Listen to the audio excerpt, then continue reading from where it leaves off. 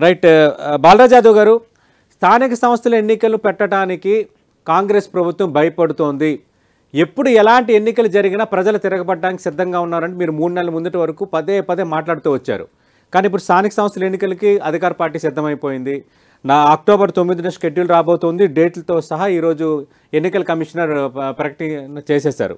ఇప్పుడు ఏం చెప్తారు? అంటే ఎన్నికలకు నిజంగా అధికార పార్టీ భయపడేటట్టయితే ఇంతవరకు వచ్చేది కాదు కదా పరిస్థితి. ముందుగా సతీష్ గారు మీకు అదేవిధంగా 10 టీవీ ప్రేక్షకులకి అదేవిధంగా యాజమాన్యానికి అదేవిధంగా కాంగ్రెస్ పార్టీ ప్రతినిధి చరణ్ కౌశిక్ గారికి భారతీయ జనతా పార్టీ ప్రతినిధి ప్రకాష్ రెడ్డి గారికి నమస్కారం. నమస్తే. ఇవాళ ఏ చర్చ జరిగినా ఇవాళ గ్రామీణ ప్రాంతాలలో అయితే స్థానిక సంస్థల ఎలక్షన్ జరగక వాస్తవానికి మార్చి 2024 అయిపోయింది. వాస్తవం పదవీ కాలం సంబంధించి ఇవాళకి సుమారు 16-15 నెలల నుంచి నిర్వీర్యం అయిపోతున్న సందర్భం కనపడతా ఉంది. ఆ క్రమంలోనే బీఆర్ఎస్ పార్టీకి మేమేం చెప్పినాం, మీరైతే కామారెడ్డిలో డిక్లరేషన్ పెట్టారు 2023 నవంబర్లో మీరైతే కామారెడ్డి డిక్లరేషన్ పెట్టారు. ఆ డిక్లరేషన్ ప్రకారం బీసీలకు 42% రిజర్వేషన్ ఇస్తామని చెప్పినారు. అది కూడా చట్టబద్ధమైన రిజర్వేషన్ ఇస్తామని చెప్పినారు. చట్టబద్ధ అంటే ఏంటంటే తమిళనాడు తరహాలు కూడా చెప్పినారు. అంటే ఏంటి, రాజ్యాంగంలోని 9th షెడ్యూల్ని మార్చి రాజ్యాంగబద్ధమైనటువంటి చట్టబద్ధ కల్పిస్తాం 42% రిజర్వేషన్ చెప్పినారు. ఆ రకమైన రిజర్వేషన్ కల్పించమని చెప్పేసి మేము అడిగినప్పుడు వారు ఏం చేశారు, అసెంబ్లీలో తీర్మానం చేసినారు. తీర్మానం చేసినప్పుడు బీఆర్ఎస్ పార్టీగా మా పార్టీగా కూడా సంపూర్ణమైన మద్దతు వాళ్ళు ప్రకటించినాం. తర్వాత అనంతరం వాళ్ళు రాష్ట్రపతికి పంపినారు. రాష్ట్రపతి పంపితే అదేమైంది, అక్కడనే ఆమోదం పొందకుండా అక్కడే ఉన్నది. దానికి కారణం చూపించినారు. కేంద్ర ప్రభుత్వం నుంచి భారతీయ ఏమందంటే ముస్లింలు ఇందులో పెట్టినారని చెప్పేసి వాళ్ళు ఒక కారణం చూపించి రాష్ట్రపతి దగ్గర కేంద్ర ప్రభుత్వం వాళ్ళే ఉంది కాబట్టి రాష్ట్రపతి దగ్గర ఆపిరని మేము అనుకుంటా ఉన్నాం. ఆ తదనంతరం కాంగ్రెస్ పార్టీ ఏం చేసింది, రేవంత్ రెడ్డి గారు మళ్ళీ ఒక జీవో పేరుతోటి మళ్ళీ ఒక ఆర్డినెన్స్ తీసుకొచ్చి కేబినెట్ సమావేశం పెట్టి గవర్నర్కి పంపినారు. గవర్నర్ దగ్గర బిల్లు సంబంధించి అది ఆమోదం పొందినప్పటికీ అది ఏ దశలో ఉందో ఇంతవరకు అర్థం కాని పరిస్థితి. ఆ క్రమంలోనే భారత రాష్ట్రానికి మేము ఏం చెప్పినామంటే, మీరేదైతే ఎలక్షన్ జరపాలనేది మొదటి డిమాండ్ మంచి సంతోషమే, ప్లస్ బలైన వర్గాలకు సంబంధించి 42% రిజర్వేషన్ ఇవ్వాలనేది కూడా మంచి సందర్భం. ఒకవేళ మీరు ఆ రకంగా చిత్తశుద్ధితో చేస్తే దాన్ని బీఆర్ఎస్ పార్టీ స్వాగతిస్తారు. కానీ దీనిలో చిత్తశుద్ధి లోపించడానికి అనేక కారణాలు ఉన్నాయి సార్. మొదటగా వీరు ఏదైతే బీసీకి రిజర్వేషన్ ఇస్తామన్న పేరుతో ఏదైతే ఉందో వీళ్ళు మొదటగా ఏం చేశారు, first BC commission BC commission అది ఏదైతే ఉందో దాన్ని చేస్తానని చెప్పినారు కొన్ని రోజులు. బీసీ వెల్ఫేర్ డిపార్ట్మెంట్ చేస్తాను కొన్ని రోజులు చెప్పినారు. ప్లానింగ్ డిపార్ట్మెంట్ చేస్తాను కొన్ని రోజులు చెప్పినారు. డెడికేషన్ కమిషన్ వేయాలి మీరు కోట్ల ముందు నిలవదని చెప్పేసి బీఆర్ఎస్ పార్టీగా వాదిస్తే డెడికేషన్ కమిషన్ వేసినారు. అది కూడా ఏకసభ్య కమిషన్, అంటే 2-3 సభ్యులు వేసేసి సర్వే కమిషన్ వేయాల్సినట్టుంది. ఏకసభ్య కమిషన్ వేస్తే ఎట్లా జరుగుతుంది అని చెప్పిన సందర్భాలు కూడా మేము ఉన్నాం. ఏదేమైనప్పటికీ ఇన్ని రోజుల తర్వాతకి ఇన్ని రోజుల తతంగానికి మీరు తెరలేపుతూ ఇలా స్థానిక సంస్థల ఎలక్షన్ చేసినారు. ఆ క్రమంలోనే రీసెంట్ గా ఈ కోర్టుకు సంబంధించి కొంతమంది వెళ్ళినారు. ఏది టీవీలలో చూసిన దాన్ని బట్టి అదేవిధంగా పేపర్లో వచ్చిన దాన్ని బట్టి కొంతమంది కోర్టుకు వెళ్ళినారు. వారు గతంలో ఎవరి పార్టీలతో ఉన్నప్పటికీ ఈ మధ్య కాలంలో రేవంత్ రెడ్డి గారు ముఖ్యమంత్రి కాకముందు నుంచి రేవంత్ రెడ్డితోనే వాళ్ళు అంటకాగుతున్న సందర్భాన్ని ఫోటోలు సోషల్ మీడియా కూడా మనం చూస్తా ఉన్నాం. కాబట్టి వారికి మీరు ఒకవైపు ఏమో నోటిఫికేషన్ ఇస్తున్నది మీరే, ఒకవైపు బీసీలకు 42% రిజర్వేషన్ ఇస్తున్నది మీరే, ఒకవైపు మీతో అంటగాగుతున్న వాళ్ళే కోర్టుకు పోతుంది మీ వాళ్ళే. కాబట్టి మీరు చిత్తశుద్ధి ఎక్కడ ఉందనే దాన్ని కూడా మేము ప్రశ్నిస్తా ఉన్నాం. ఇంకో అంశం కూడా షెడ్యూల్ ప్రకారం స్థానిక సంస్థల ఎన్నికలు జరగవు, ఖచ్చితంగా కోర్టు అడ్డుకునే ఛాన్స్ ఏమైనా ఉందన్నదా మీ అంచనా? నేనేమనుకుంటామంటే సతీష్ గారు, ఇప్పుడు ఇలా ఈ కోర్టు మొన్న ఇచ్చినటువంటి తీర్పు ప్రకారం మీరు పైకోర్టు తీర్పు ప్రకారం నడుచుకోవాలని చెప్పినది, ప్లస్ ఇంత తొందర ఏమొచ్చింది ఆ పిటిషన్లన్నీ కూడా విచారించినాక చేస్తే బాగుండదని కూడా చెప్పింది, ప్లస్ మేము 8కు వాయిదా వేసింది. అవును, ఇంట్రెస్టింగ్ ఏంటంటే 9వ తారీఖున నోటిఫికేషన్ రాబోతుంది, 8వ తారీఖున కోర్టులో ఇష్యూ స్వీకరణ, 9వ తారీఖు రోజు నామినేషన్ స్వీకరణ అని చెప్పి షెడ్యూల్ ఇచ్చినారు. నేనేమంటే 8వ తారీఖు రోజు కోర్టు తీర్పు ఉన్నది, మీరు ఆగొచ్చు కదా అంటున్నా. నేను ఇలా కోర్టు తీర్పు వచ్చిన తర్వాతకి మీరు యథావిధిగా షెడ్యూల్ విడుదల చేసి నామినేషన్ స్వీకరించేస్తే కోర్టు ఏం చెప్పింది, కోర్టులో కొట్టేపించే సత్తా ఉందా మీకు? ఇవాళ ఎవరైతే ఫిర్యాదుదారులు ఉన్నారో, ఎవరైతే బీసీ రిజర్వేషన్ వ్యతిరేకంగా పోతున్న వాళ్ళు ఉన్నారో వాళ్ళందరినీ పిలిచి మాట్లాడతారా, లేకపోతే వాళ్ళని సమన్వయం చేస్తారా, లేకపోతే విజ్ఞప్తి చేస్తారా, పోతే వాళ్ళని ద్రోహులుగా చిత్రీకరిస్తారా, వాళ్ళ మీద లేకపోతే కేసులు పెడతారా, వాళ్ళ మీద ఎవరైతే ఇలా మాధవరెడ్డి పేరుతోటి మిగతా పేరుతో పోయిన వాళ్ళని కేసులు పెట్టి మీరు బుక్ చేస్తారా? అది కూడా అడుగుతాను నేను.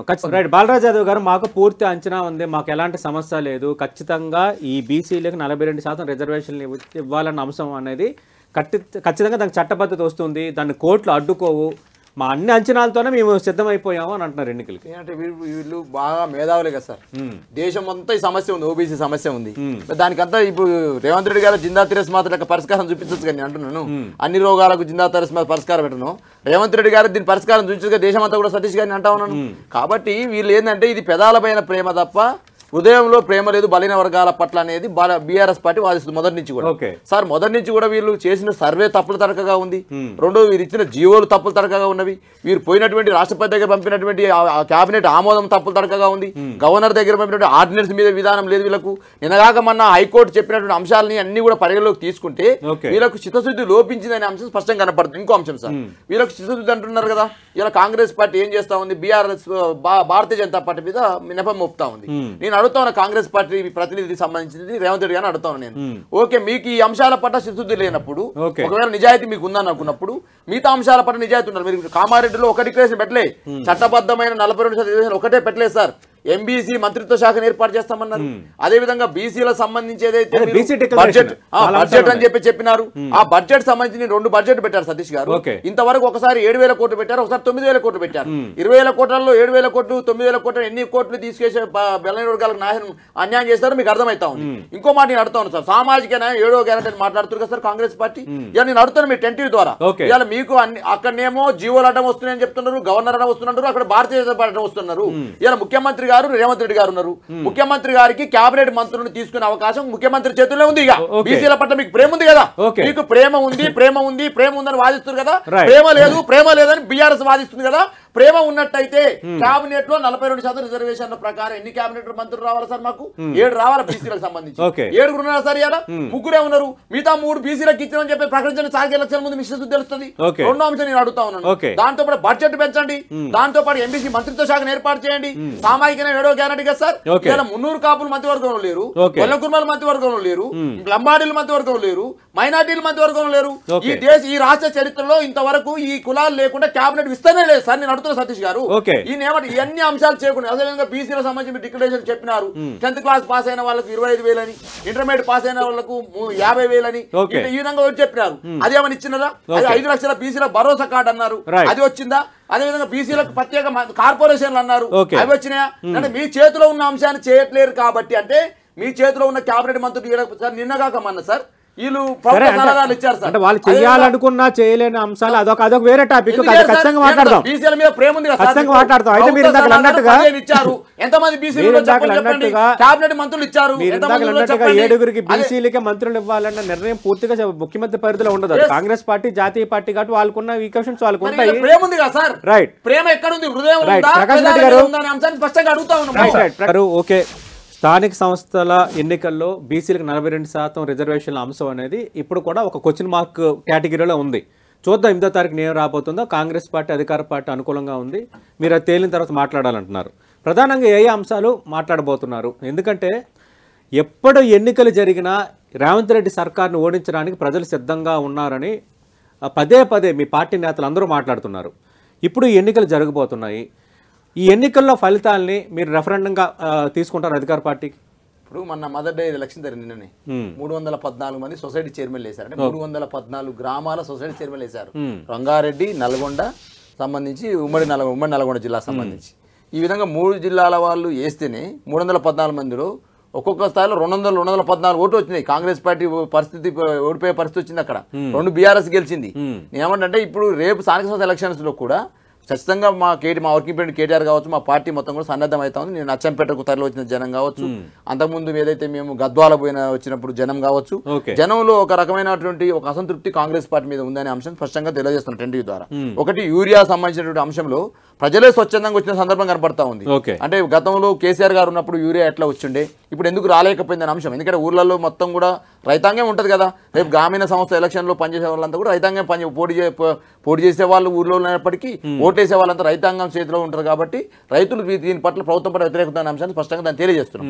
అదేవిధంగా జాబ్ కార్డ్ ఏదైతే మీరు చెప్పినారు, అనేక రకాల కార్డ్స్ ఇచ్చినారు. ఎలక్షన్ సమయంలో రకరకాల కార్డ్స్ ఇచ్చేసి ఏదైతే మహిళలకు సంబంధించి కావచ్చు, అదేవిధంగా చేయూత సంబంధించి కావచ్చు, 2500 సంబంధించి కావచ్చు, రకరకాల హామీలు 13 అంశాలు ఇచ్చారు 6 గ్యారంటీలలో. ఈ 13 అంశాలు కూడా ఇంతవరకు మహిళా ఉచిత బస్సు ప్రయాణం తప్ప మిగతా ఏ అంశం కూడా ఇప్పటికి కూడా అమలు కాని పరిస్థితి. 22 నెలలు అవుతున్నప్పటికీ ఇంతవరకు ఆ 13 అంశాల్లో ఒక్కటి కూడా ఒక మహిళా ఉచిత బస్సు ప్రయాణం తప్ప మిగతాది కూడా ఎక్కడ కూడా సక్సెస్ అయిన సందర్భాలు లేవు. ఓకే. కాబట్టి ఈ అంశాల పట్ల కూడా బీఆర్ఎస్ పార్టీ తీసుకెళ్తా ఉంది. దాన్ని ఏం చేస్తున్నాము, డ్యూ కార్డ్స్ అని పెట్టినాం. వీళ్ళేమో బాకీ కార్డ్స్ అని చెప్పి మేము చెప్పినాము, వీళ్ళేమో భరోసా కార్డు అని వీళ్ళు చెప్పినారు. ఈ బాకీ కార్డులలో 100% చెప్తా ఉన్నాం. కౌలు రైతులకు సంబంధించి మీరు ఇస్తున్నటువంటి 12,000 కావచ్చు, రైతు కూలీలకు సంబంధించినటువంటి 12,000 అది 15,000 కావచ్చు, అదేవిధంగా ఎగ్గొట్టిన రుణమాఫీ విషయంలో కావచ్చు, ఇవన్నీ రైతు భరోసా విషయంలో కావచ్చు, అదేవిధంగా మీరు ఏదైతే చేయుత పేరుతోటి ముసలమ్మలకు ముసలాయలకు 4,000 పింఛన్ ఇస్తామని చెప్పినారు. ఈ విధంగా కేసీఆర్ ఇచ్చిన 2,000 ఇస్తా ఉన్నారు. అదేవిధంగా ఉద్యమకారులకు సంబంధించి మేము పెద్ద ఎత్తున కేసీఆర్ గారు ఏదో చేయలేకపోయి మేము చేస్తామని చెప్పేసి 250 గజాల స్థలం ఇస్తామని చెప్పినారు. అదే క్రమంలో ఇంకోటి కూడా సతీష్ గారు మీరు 10 తారీఖు చెప్తా ఉన్నాను నేను ఇలా వీళ్ళేమంటే మీ ఉచిత గ్యాస్ ఇచ్చామని చెప్పి చెప్తా ఉన్నారు సార్. ఉచిత గ్యాస్ సంబంధించి సార్ 500 రూపాయల ఉచిత గ్యాస్ సంబంధించి ఈ రాష్ట్రంలో సివిల్ సప్లై ద్వారా అప్లై చేసుకున్న గ్యాస్ లబ్ధిదారు 1,25,00,000 మంది ఉన్నారు సార్. వీళ్ళు ఇచ్చేది 60 లక్షల మందికి ఇస్తున్నారు సార్. అంటే మిగతా 60 లక్షల మందికి బాకీ ఉన్నట్టే కదా అనే అంశాన్ని చెప్తా ఉన్నాం. రెండోది ఉచిత విద్యుత్ 200 యూనిట్లు అన్నారు కదా సార్. 200 యూనిట్లకు సంబంధించి 40 లక్షల మందికి ఇస్తా ఉన్నారు సార్. వాస్తవంగా ఈ రాష్ట్రంలో కార్డులకు సంబంధించి 92 లక్షల మంది బీపీఎల్ కుటుంబాలు ఉన్నాయి సార్. అంటే ప్రతి కుటుంబానికి అంటే ప్రతి నిరుపేద కుటుంబానికి 200 యూనిట్లు ఇస్తామని చెప్పినారు. కానీ వీళ్ళు 40 లక్షల మందికి ఇస్తున్నారు, మిగతా 50 లక్షల మందికి వీళ్ళు బాకీ పడ్డట్టే కదా. అదే విధంగా 2 లక్షల రుణమాఫీ సంబంధించి కొంతమంది బాకీ పడ్డారు, రైతు బంధు విషయంలో బాకీ పడ్డారు. అదే విధంగా చేయుత సంబంధించి సార్ ఇవాళ ప్రధానమైనటువంటి సమస్య ముసలమ్మలు ముసలాయలు ఇబ్బంది పడుతున్న సందర్భాన్ని గుర్తు చేస్తా ఉన్నా. గతంలో కేసీఆర్ గారు అన్నారు కదా, కేసీఆర్ వచ్చి ముసలమ్మకు ముసలాయకు పంచాయతీ పెట్టి అని చెప్పేసి మాట్లాడిన రేవంత్ రెడ్డి గారు ఇలా ముసలమ్మకు ముసలాయకు పింఛన్ ఇస్తున్నాం 22 నెలలు అవుతుంది.